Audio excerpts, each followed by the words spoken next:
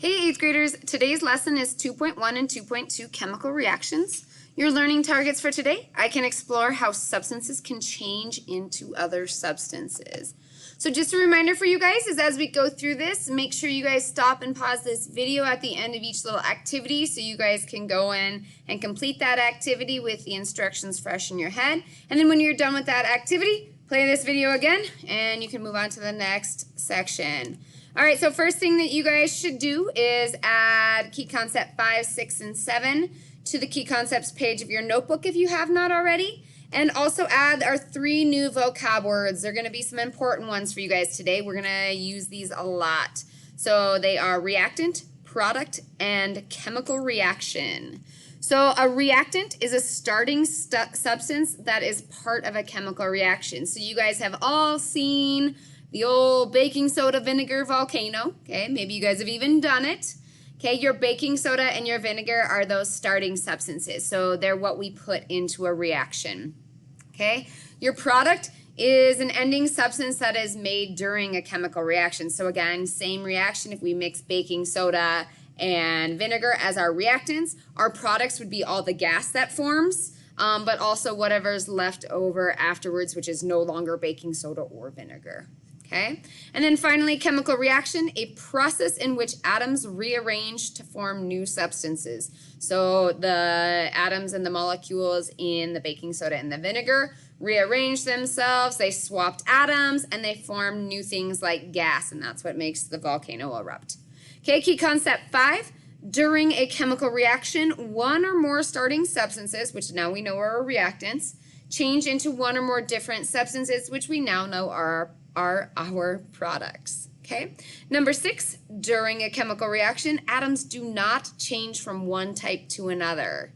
Okay, so if we have calcium in one of our reactants, we're going to find calcium in our product. It doesn't just randomly change into like carbon or something else. Okay, if we have a calcium atom, it stays calcium atom. It might just be found in a new place in our products. Okay, and then finally, during a chemical reaction, atoms rearrange to form different groups of atoms. So again, if we have calcium over here with maybe some oxygen, and then we react it, it might find something else to go pair with, like a nitrate or something like that. All right, moving on. Activity 2 is your warm-up for today. Okay, so this is a little message from the lab. You guys have done some work over the last couple days looking at the substances in the water samples. So you guys got to take a look at the fertilizer water and kind of take some physical observations of that. You guys got to look at the pipe, so what the pipe was made out of, and take observations of that. And then you guys got to see a dehydrated sample of the reddish-brown substance that was found in the water that the people were getting out of their taps in Westchester. Okay, so nice work identifying the mysterious substance as rust. So that reddish-brown substance is rust. Now we basically have to figure out where that rust came from.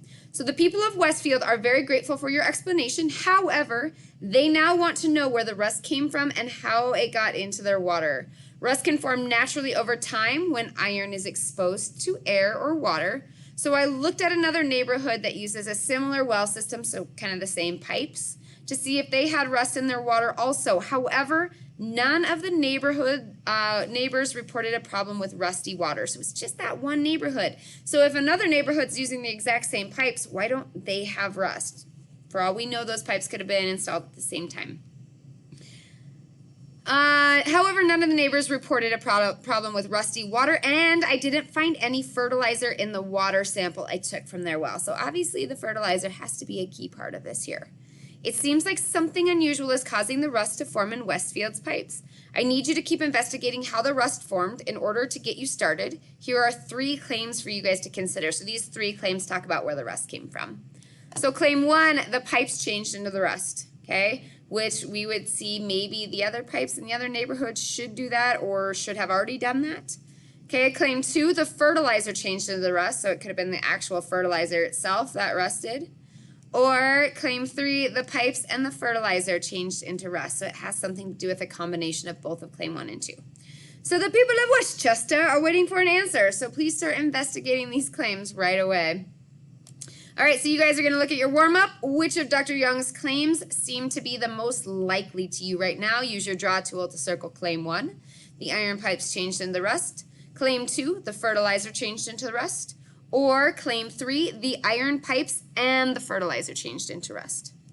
All right, so let's go ahead and move on to activity 3, which is a little hands-on activity for you. This is going to help us look at the investigation question. Can substances change into a different substance? So if we're holding a substance in our hand, can it change into a different substance? Something completely different with different properties. You guys are going to circle yes or no. Okay? All right. Activity 3, little hands-on activity. So you guys are going to first start by doing a little experiment. Okay, up in the upper right-hand corner, for those of you guys who are watching this DLI style, you guys are going to right-click and open this video here. And you're going to do some physical observations of these two substances, reactant 1 and reactant 2. So a short little video for you guys.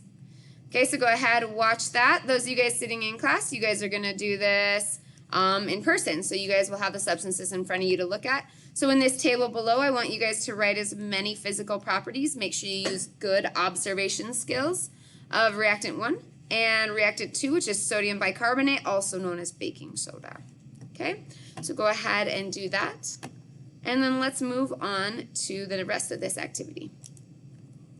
All right, so to do this, again, DLI at home, you guys will right-click and watch this video here. Open that link. It looks a little something like this. It's called Ziploc Chemistry.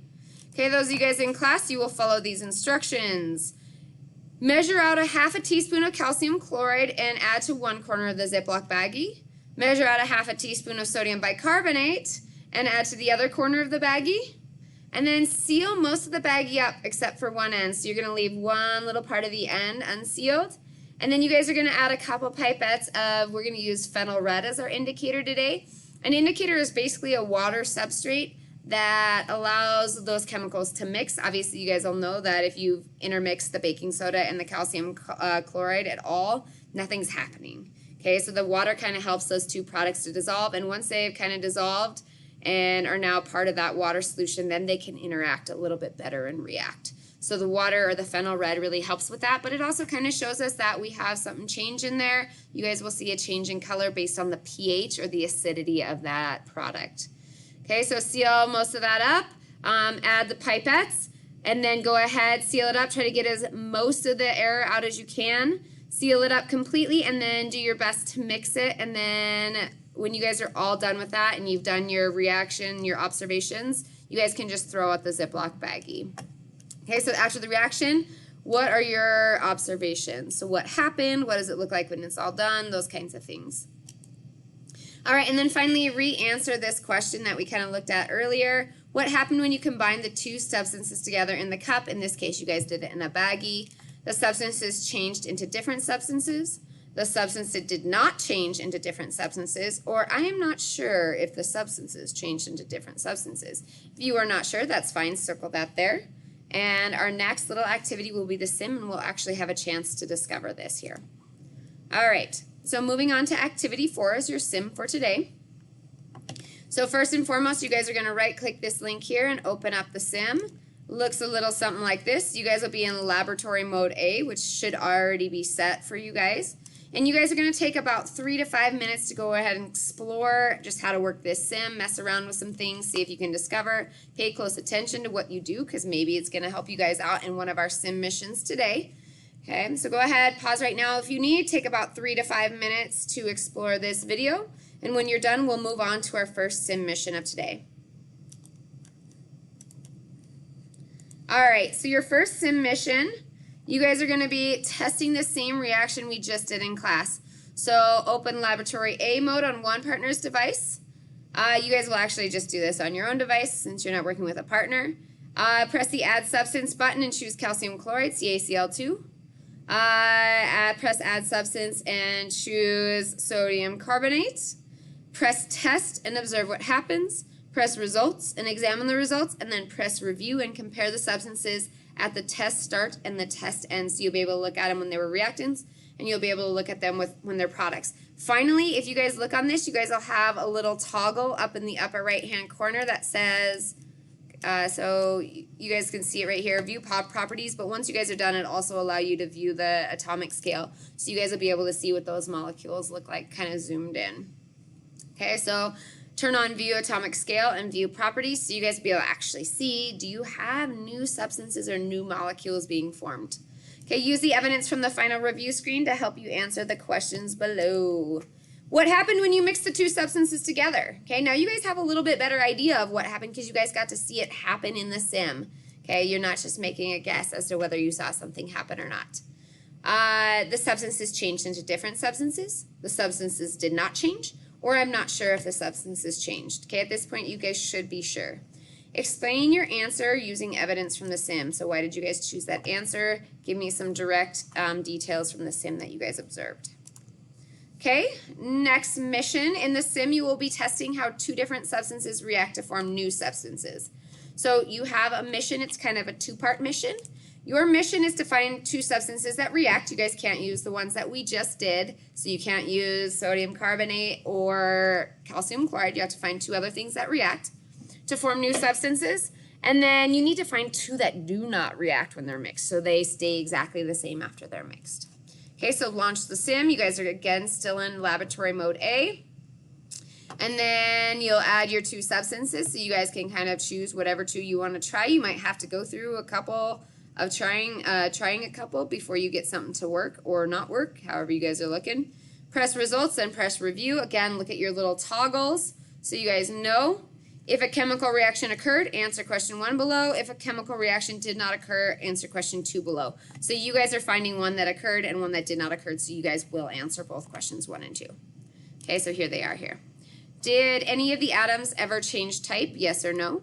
And then here's question 1. When a chemical reaction occurs, what happens to the atoms of the two substances? Question 2, when a chemical reaction does not occur, what happens to the atoms of the two substances? So again, this is question 1. And this is question 2. Alrighty. Activity 5. So we're moving on. We're going to do a little hands-on manipulative, but obviously at home it's a little hard to do these, so we're going to do them kind of online. So for this, you guys will need to right-click this link right here. It's a little sorting tool link, and you'll open that up. It looks like this. Okay, where we have reactants on one side, we use this arrow to show a chemical reaction has occurred, and our reactants are changing into products. Products are our final result here. Okay, and you guys are going to be modeling these little reactions. So this is the reaction of hydrogen and oxygen. So what you guys will do for this is you guys are going to model your reactants. So it looks like we had 2 hydrogen atoms, so they're H2, so H2, H2, and 1 oxygen atom. So here we're going to go H2, there's one of our molecules, and then there's 2 of them though, so we're going to do 2. And then there's also a molecule of O2, so here's your O2 here. Okay, so you guys just built your reactions. You guys are not going to build your products separately. You guys are going to use these little tokens or these little atoms to build your products. So let's go ahead and move forward and take a look what our products look like.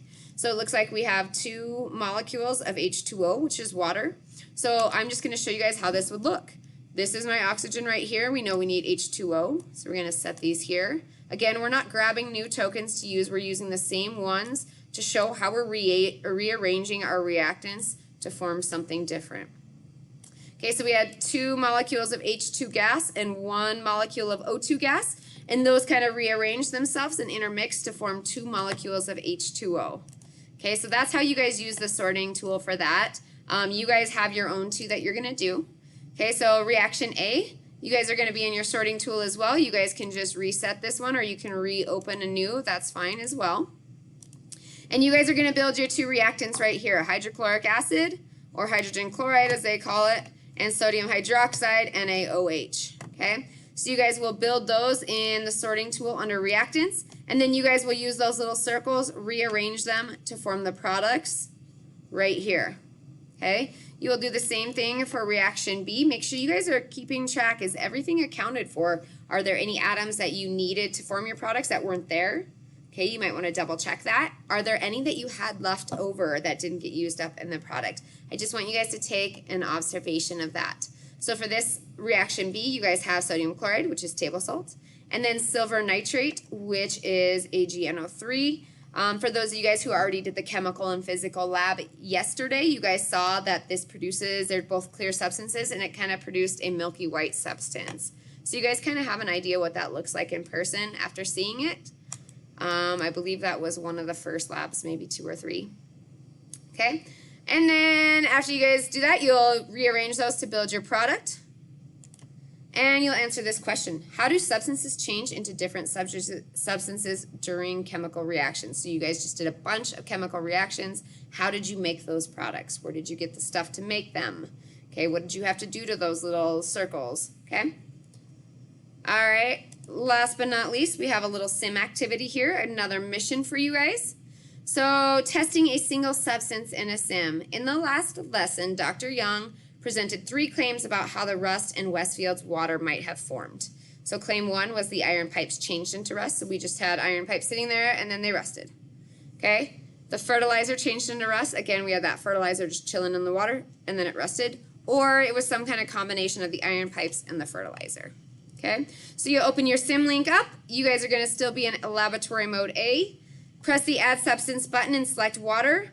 Do not add a second substance. Okay, so we're just going to see if one thing on its own, like the pipes or the fertilizer, can just react on its own to form something new.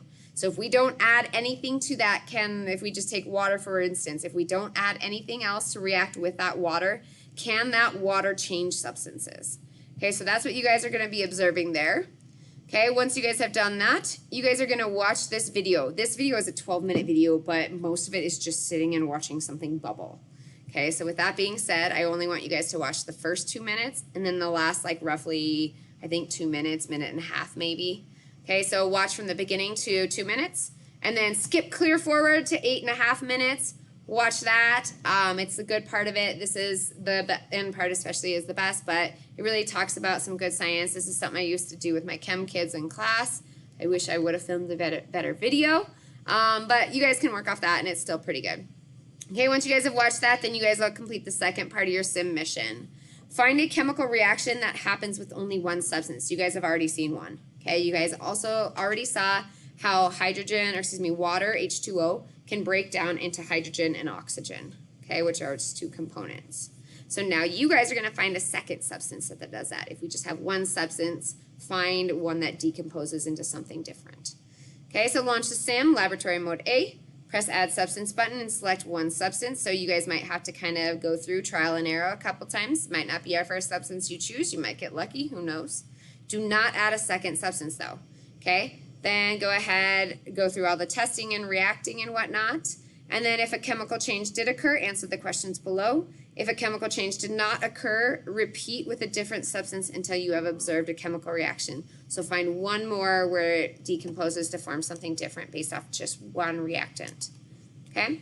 When a chemical reaction occurs with only one substance, what happens to the atoms of that substance? So talk about what you guys saw. It's going to be a little bit different than what you guys did in the sorting tool. Okay? Once you guys are done, you guys can go ahead and take care of your wrap-up for the day. Do you have any questions, yes or no? If you guys have questions, type them below. And then 4, 3, 2, 1. How do you feel you did on this assignment? Great job today. Don't forget to hand it in, and I'll talk to you guys soon. Bye.